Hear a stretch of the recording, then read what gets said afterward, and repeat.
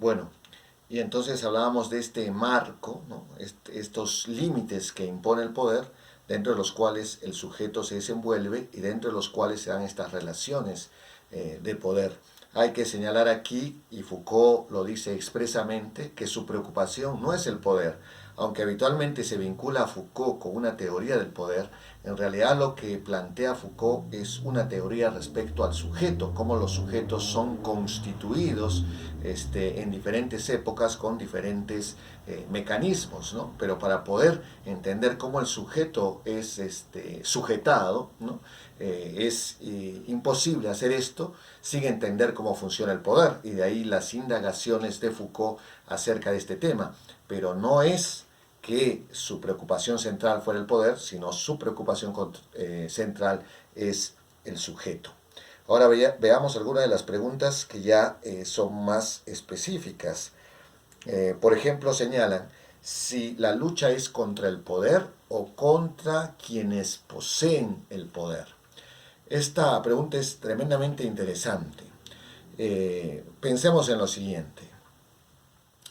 ¿Son los capitalistas los que gobiernan al capital o es el capital quien gobierna a los capitalistas? Esa es una pregunta que no se hace Foucault, sino que se hace Marx, ¿no? Y Marx responde, es el capital el que gobierna a los capitalistas. Estoy utilizando el verbo gobernar porque Foucault lo explica en su texto, ¿no? Esta categoría de gobernar significa pues hacer uso del poder para que las personas desarrollen un conjunto de acciones en un marco determinado, como ya lo hemos explicado hace un instante, ¿no? Entonces, ¿los capitalistas hacen que el capital vaya a donde ellos quieren que vaya?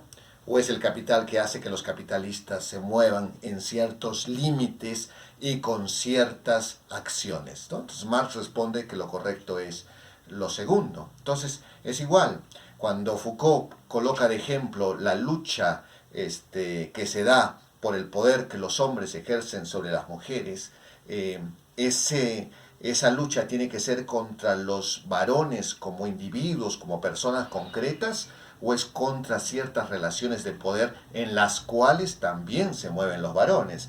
Es decir, es el machismo un asunto inherente que surge del varón, o es el varón un producto del machismo. El macho es un sujeto construido por estructuras de poder, o el macho construye las estructuras de poder, ¿no? Entonces, es por tanto la lucha contra el poder, pero no como un poder abstracto, como lo dice Foucault, sino contra ciertas relaciones de poder y contra ciertas tecnologías del poder, contra cierta forma de aplicar este poder. Luego, mencionan si la gobernanza sería un poder en la posmodernidad. La pregunta también es interesantísima, ¿no? O sea, el uso de las categorías, ¿no? Bourdieu va a hablar mucho de eso, ya lo vamos a estudiar en el siguiente curso. Eh, el, el tipo de palabras que utilizamos, el tipo de categorías de las que nos valemos para explicar algo, es un efecto del poder. Que nosotros pensemos en la realidad contemporánea en términos de gobernanza, gobernabilidad, etcétera, es un efecto del poder. Nos está haciendo ver la realidad desde ciertos límites, en ciertos marcos, ¿no? El marxismo va a decir son marcos ideológicos, ¿no? Foucault tiene otra interpretación, pero al final de cuentas apuntan hacia lo mismo, ¿no? O sea, hay unos límites dentro de los que podemos ver, no podemos salirnos de esos límites. Y esos límites en gran medida están dando por las categorías que utilizamos. Si la gobernanza es entendida como algo positivo, ¿no? Entonces vamos a ver cómo se consigue la gobernanza, cómo se consigue la gobernabilidad, pero eso no es neutro, sino que es una propuesta que surge desde el poder. Otra pregunta.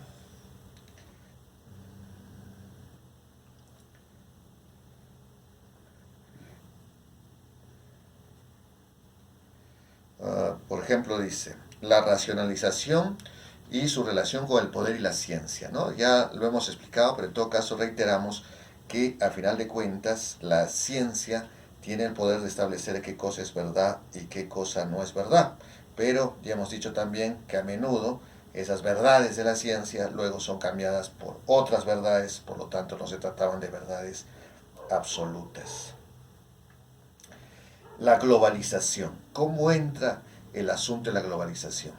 Miren, Foucault está escribiendo en una época que la globalización tal y como la entendemos ahora todavía no ha llegado a su cúspide, ¿no? Que eso va a ser en 1989 con la caída del muro de Berlín, ¿no? Y es el Estado el que va a tener ese poder totalizante y de producción de individuos que ya hemos comentado. Pero en el proceso de la globalización, el Estado entra en crisis, el Estado-nación como autoridad soberana, como única institución capaz de ejercer poder en un determinado territorio, etc. Todo eso entra en crisis, pero no desaparece el poder, sino que este poder ahora es asumido por las grandes corporaciones transnacionales y son estas las que dictan los marcos, ¿no?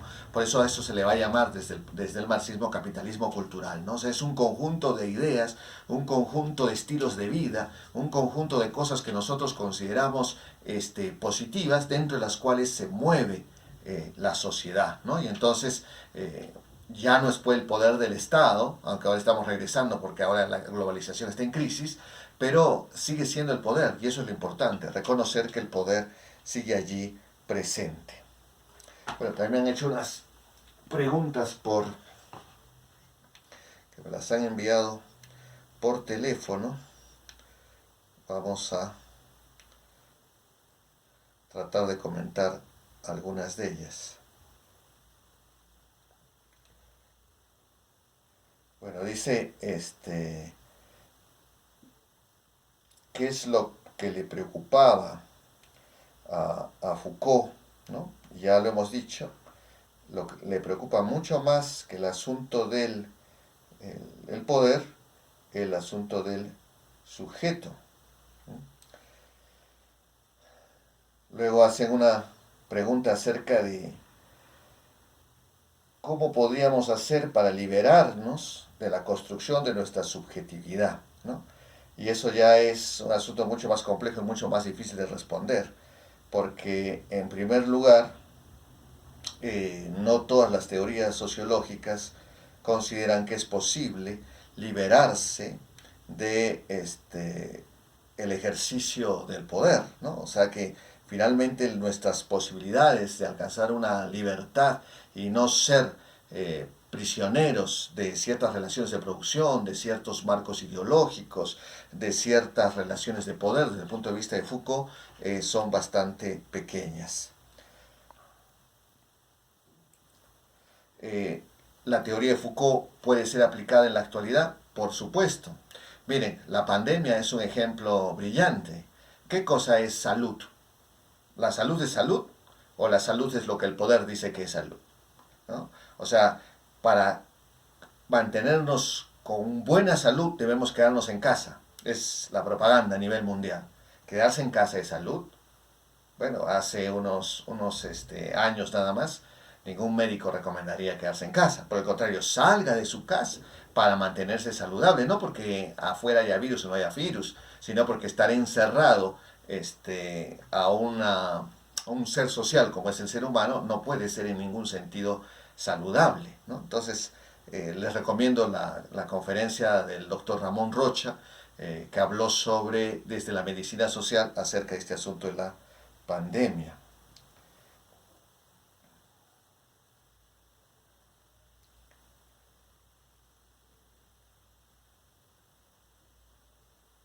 A ver, una última pregunta.